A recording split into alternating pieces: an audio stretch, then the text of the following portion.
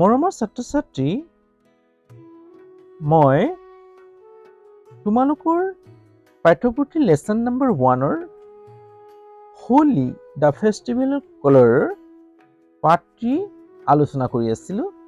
আজি এই পাঠটিৰ আমি নিউ ৱৰ্ডছ নতুন শব্দবোৰ অৰ্থাৎ নতুন শব্দৰ বিষয়ে আলোচনা কৰিম। নতুন শব্দ এই পাঠটো পঢ়োঁতে আমি কি নতুন শব্দ পালোঁ অৰ্থাৎ এইবোৰ হৈছে ভকেবুলাৰী। যেতিয়া নতুন শব্দবোৰ তোমালোকে মনত ৰাখিবা তেতিয়া ইংৰাজী শিকাত সহজ হ'ব আৰু ইংৰাজী হলহলীয়াকৈ ক'ব পাৰিবা। তোমালোকে ক'বলৈ যেতিয়া প্ৰেক্টিছ কৰিবা তেতিয়া এই শব্দসমূহ বৰ প্ৰয়োজন হ'ব।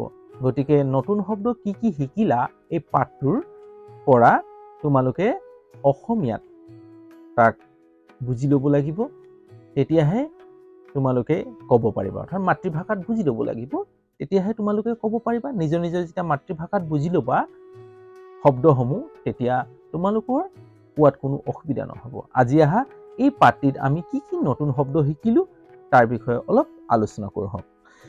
এতিয়া চোৱা, প্ৰথমতে দিয়া আছে নতুন শব্দ কি পাইছোঁ পাঠটিত কুৰিয়াছ।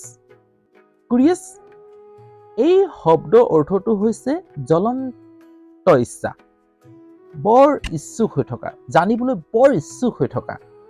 যেতিয়া মানুহ কুৰিয়াছ হয় তেতিয়াহে কোনো এটা বস্তু শিকিব পাৰে। যদি তোমাৰ জ্বলন্ত ইচ্ছা নাথাকে, তোমাৰ যদি শিকিবলৈ ইচ্ছুকতা নাথাকে তেতিয়াহ'লে তুমি একো শিকিব নোৱাৰিবা।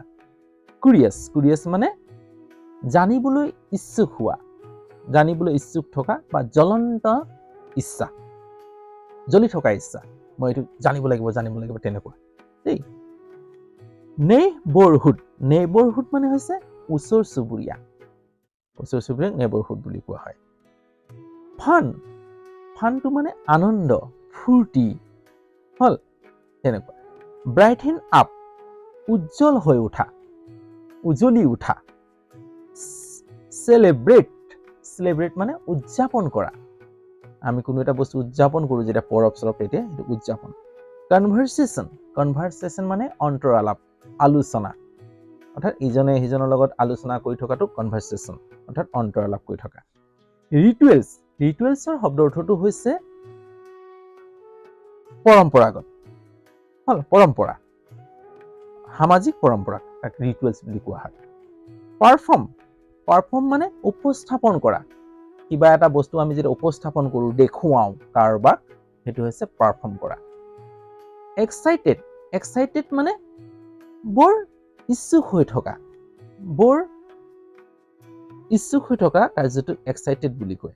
অৰ্থাৎ জানিবলৈ ইচ্ছা হৈ থকাটো এক্সাইটেড, মই বৰ এক্সাইটেড হৈ আছোঁ, মই জানিবলৈ বৰ এক্সাইটেড হৈ আছোঁ, মানে বৰ ইচ্ছা জাগি থকাটো এক্সাইটেড।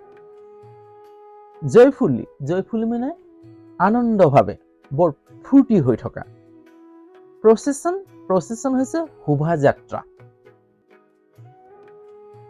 কিবা এটা আমাৰ যেতিয়া মাংগলিক কাৰ্য কৰা হয় তেতিয়া আমাৰ কি কৰা হয়, শোভাযাত্ৰা এটা ওলোৱা হয়। গায়ন বায়ন তেনেকুৱা লৈ, যেনেকা এদল মানুহ লৈ কি কৰা হয়, প্ৰচেছন ওলোৱা হয়, তাক কোৱা হয় প্ৰচেছন, শোভাযাত্ৰা ওলোৱা হয়।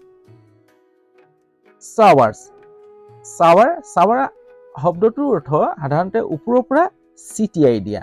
আমি গা ধুওঁতে চাৱাৰ লওঁ, সেই চাৱাৰ শব্দৰ পৰাই চাৱাৰ আহিছে। চাৱাৰ মানে ছিটিয়াই দিয়া, ওপৰৰ পৰা ছিটিয়াই দিয়া, অৰ্থাৎ তলত ছিটিওৱা হ'ব নালাগিব। কি কৰিব লাগিব, তোমাৰ মাথাৰ ওপৰৰ পৰা ছিটিয়াব লাগিব, তাক চাৱাৰ বুলি কোৱা হয়। আমি তলত এনেকৈ ছিটিয়াই দিলে তাক চাৱাৰ বুলি ক'ব নোৱাৰি দেই। চাৱাৰ মানে ওপৰৰ পৰা ছিটিয়াই দিয়া হ'ব। এইকেইটা শব্দ অৰ্থকেইটা বুজিলোঁ, বুজাবলৈ চেষ্টা কৰিলোঁ। যদি ইয়াৰ অৰ্থ বেলেগো বহুত হ'ব পাৰে, তোমালোকে ইংৰাজীত এটা শব্দৰ অৰ্থ বহুত থাকে, সেই ঠাইভেদে শব্দ অৰ্থটো বেলেগ হৈ যায়। ইয়াক লৈ তোমালোকে কনফিউজ নহ'বা, যি শিকিবা ভালকে শিকি যাবা। আজিলৈ হ'ব, মই অন্য এটা ভিডিঅ' লৈ আকৌ তোমালোকৰ ওচৰত উপস্থিত হ'ম। ইয়াৰ নেক্সট ভিডিঅ'টো মই প্ৰশ্ন উত্তৰৰ বিষয়ে আলোচনা কৰিম এই পাঠটিত দেই। আজিলৈ হ'ব। যদি চেনেল নতুন তেতিয়াহ'লে চেনেলটো ছাবস্ক্ৰাইব কৰি ল'বা আৰু বেল আইকনটো টিপি দিবা, তেতিয়াহে সময়মতে মোৰ এনেধৰণৰ ভিডিঅ'সমূহ পাই থাকিবা। আজিলৈ হ'ব, ইয়াতে ৰাখোঁ। Good night.